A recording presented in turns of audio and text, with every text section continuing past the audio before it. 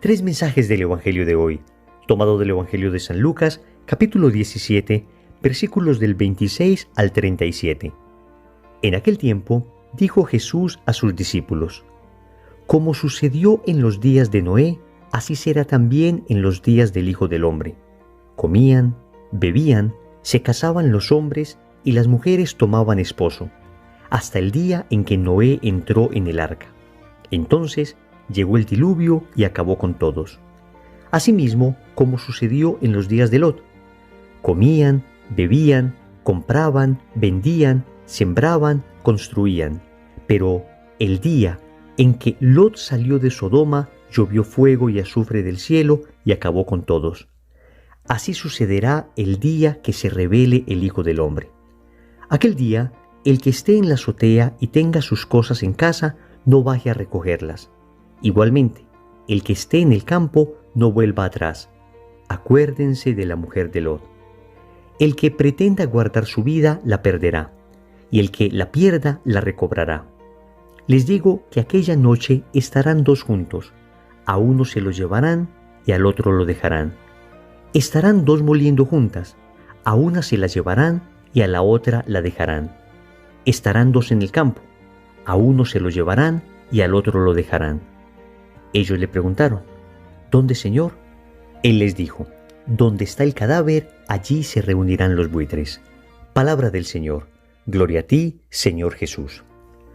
Familia, empezaremos a ver progresivamente cómo todos estos evangelios de estos días nos estarán hablando más y más de la segunda venida de nuestro Señor. Es que se acerca el fin del año litúrgico. Nosotros normalmente celebramos el fin del año cronológico, del año calendario, pero prestamos muy poca importancia al año litúrgico. Nuestro año litúrgico termina antes que el año calendario. Se concluye con la gran fiesta de Cristo Rey y después comenzará un nuevo año litúrgico con el primer domingo de Adviento. Por eso, como nos dirigimos hacia el final del año litúrgico, siempre la liturgia hacia esta época nos recuerda que Cristo volverá, que el tiempo aquí en la tierra se nos acabará, que llegará un momento en que tendremos que comparecer ante la presencia de Dios. Por eso es importante disponernos mucho en este final del año litúrgico para dejar que todos estos evangelios nos estremezcan hasta lo profundo del alma y nos ayuden a tener una auténtica conversión. Vamos a meditar tres mensajes de este evangelio. Primero, el Señor vuelve. Segundo, prepárate. Tercero, deja de mirar atrás. Vamos con el primer punto. El Señor vuelve. Este evangelio nos habla de los días del Hijo del Hombre. Nos habla de el día en que se revele el Hijo del Hombre. ¿A qué se refiere esto? A la segunda venida de Cristo. Amigos, no podemos perder de vista que hace parte esencial de nuestra fe el hecho de creer que Cristo regresará. Es más, lo pedimos frecuentemente. Si prestamos atención, en el Padre Nuestro nosotros decimos: venga a nosotros tu reino, hágase tu voluntad, es decir, la voluntad de Dios. Y con ello no solamente estamos pidiendo que de alguna manera Dios habite en nuestro corazón y que la voluntad de Dios se haga en nuestra vida, sino que estamos diciendo que el reino de Dios se haga presente en la tierra con su segunda venida, que la voluntad de Dios se viva plenamente en la tierra con la segunda venida de Cristo. También en la Eucaristía decimos: anunciamos tu muerte, proclamamos tu resurrección, ven Señor Jesús.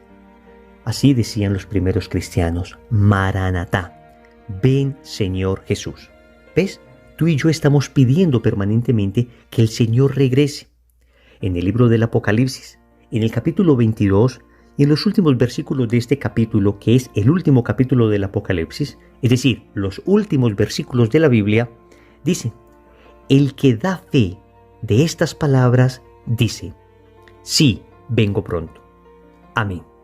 Ven, Señor Jesús. Que la gracia del Señor Jesús esté con todos.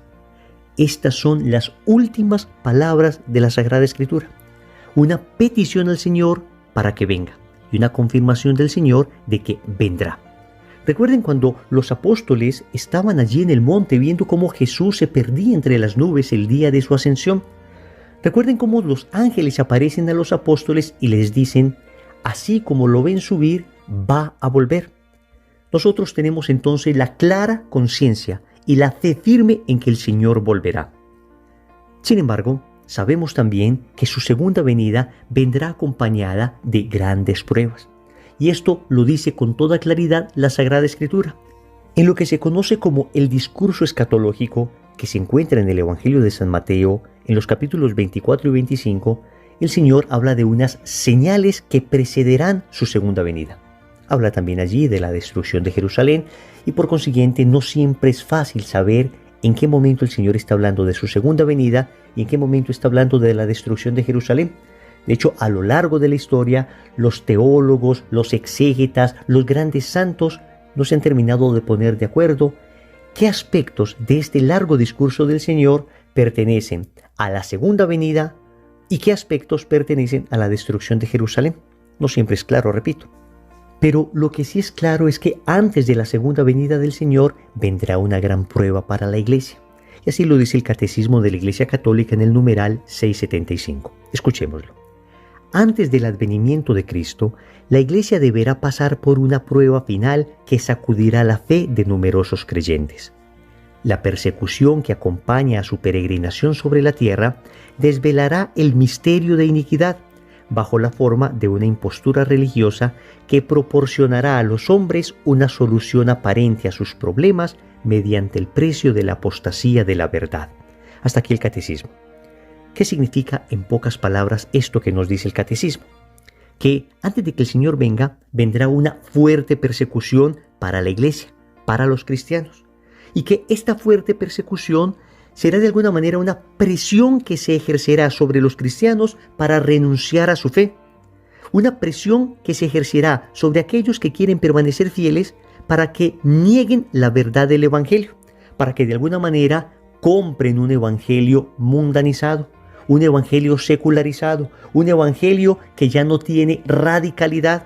Amigos, estos elementos se están viendo en nuestros días. Hoy se nos quiere vender un evangelio desabrido, un evangelio sin fondo, un evangelio sin sustancia, un evangelio sin radicalidad, un evangelio light, dietético, liviano, un evangelio que no transforma, un evangelio que no compromete, un evangelio que no exhorta, un evangelio que no es el evangelio de nuestro Señor Jesucristo. Por eso, para no irnos a extraviar, mantengámonos nosotros unidos al magisterio de la Iglesia. Unidos a lo que hemos creído durante 2000 años, unidos a lo que el Catecismo de la Iglesia Católica y la Palabra de Dios nos enseña. Segundo, prepárate. El Señor en el Evangelio recuerda lo que sucedió en la época de Noé. Las personas seguían en la parranda, las personas seguían en el pecado, las personas seguían lejos de Dios mientras Noé estaba construyendo el arca. Y vino el diluvio y los arrasó a todos. Recuerda también lo que sucedió en la época de Lot. Las personas seguían en el pecado, seguían lejos de Dios, trataban de hacerle daño a Lot y a su familia, hasta que de repente llegó el momento en que el fuego del cielo los devoró a todos. El Señor dice que de alguna manera así sucederá en la segunda venida. Es decir, sucederá de improviso, sucederá repentinamente. Por eso debemos estar preparados. Ahora bien, ¿nos tocará a nosotros la segunda venida de Cristo? No lo sabemos. ¿Hay signos muy claros que indican que puede estar cerca? Puede que sí, puede que no. En realidad es bastante difícil interpretarlo. Ha habido incluso grandes santos que estaban seguros que en su época el Señor iba a regresar. El mismo San Pablo tenía esa conciencia. Por consiguiente, no podemos estar absolutamente seguros, pero tampoco podemos dejar de leer los signos de los tiempos. Unos tiempos difíciles como los que nos está tocando vivir a nosotros puede indicarnos que la segunda venida del Señor puede estar cerca. Pero amigos, sea que esté cerca y nos toque a nosotros, o sea que sencillamente nos muramos y nos encontremos con el Señor, debemos estar preparados, porque sí o sí nos vamos a encontrar con el Señor. Repito, o en su segunda venida si es que nos toca, o el día de nuestra muerte, cuando nos presentemos ante Dios con nuestras manos, o llenas de buenas obras, o vacías, sin nada, con una vida desperdiciada. Una vida en la que fuimos una vela que no se encendió, una velita que no se desgastó, una vela que no iluminó. Amigos, hay que prepararse, en primer lugar, con conversión. Un evangelio como estos nos llama a una conversión radical, a dejar ya definitivamente el pecado, a correr a confesarnos, a cortar con todo aquello que nos aleja de Dios, es decir, buscar el estado de gracia, pero además una sólida vida de oración. Y déjame decirte que en los momentos difíciles que estamos viviendo, no es suficiente con ir a la Eucaristía cada 8 días. Además, necesitamos comenzar a rezar el rosario todos los días. Necesitamos comenzar a practicar las virtudes de la mortificación unida a la oración. Necesitamos visitar al Santísimo. Necesitamos hacer una lectura orante de la palabra de Dios a través de la lección divina. Son tiempos difíciles, son tiempos recios. Entonces nos debemos preparar con mayor intensidad. Tercero, deja de mirar atrás. Sigue el Señor diciendo: aquel día, el que esté en la azotea y tenga sus cosas en casa, no baje a recogerlas. Igualmente, el que esté en el campo, no vuelva atrás. Acuérdense de la mujer de Lot. Amigos, ¿qué nos está diciendo el Señor? No mires hacia atrás. Recordemos que cuando el Señor sacó a la familia de Lot de Sodoma y Gomorra, el día en que estaba cayendo fuego del cielo sobre estas ciudades, les dijo: no miren hacia atrás. Y la mujer de Lot miró hacia atrás y quedó convertida, dice la Biblia, en una estatua de sal. ¿Qué significa esto para nosotros? No mirar hacia atrás, en este sentido, significa dejar todo apego, dejar de recordar el pecado con afecto, cortar radicalmente con todas aquellas cosas que desafortunadamente nos ataron, nos hicieron esclavos en el pasado y empezar una nueva vida. No extrañar las ollas llenas de carne de Egipto. ¿A qué me refiero con esto? En el libro del Éxodo, en el capítulo 16, versículo 3, dice lo siguiente: y los hijos de Israel les decían: ojalá hubiéramos muerto a manos del Señor en la tierra de Egipto, cuando nos sentábamos junto a las ollas de carne, cuando comíamos pan hasta saciarnos, pues nos habéis traído a este desierto para matar de hambre a toda esta multitud. Esta fue una recriminación injusta que hizo el pueblo de Israel al Dios que los sacó de la esclavitud de Egipto. Esto le decía el pueblo de Israel a Moisés: extrañamos Egipto, extrañamos la vida de la esclavitud. A eso nos referimos hoy cuando decimos no mires atrás. No extrañes tu vida de pecado. No añores la época en que vivías como un esclavo. No recuerdes con afecto la comida de los cerdos con la que soñaba llenar su barriga el hijo pródigo. Hoy, si hemos empezado un camino de conversión, estamos en la casa del Padre. El Señor nos ha matado el becerro cebado, nos ha vuelto a poner el anillo, nos ha cambiado la túnica, nos ha puesto sandalias y nos ha devuelto la dignidad de ser hijos suyos. ¿Qué podemos entonces extrañar del pecado? ¿Qué podemos añorar del mundo? ¿Qué podemos todavía apetecer de aquellas cosas que vivíamos y nos herían continuamente? No, amigos, es el tiempo de dejar de mirar hacia atrás. Oremos. Amado Señor, vas a regresar. Vas a volver lleno de gloria y majestad. Esperamos tu venida. Sabemos que cuando vengas, el mal desaparecerá por completo de la tierra. Lo que me preocupa, Señor, es que mi corazón tal vez no esté suficientemente preparado.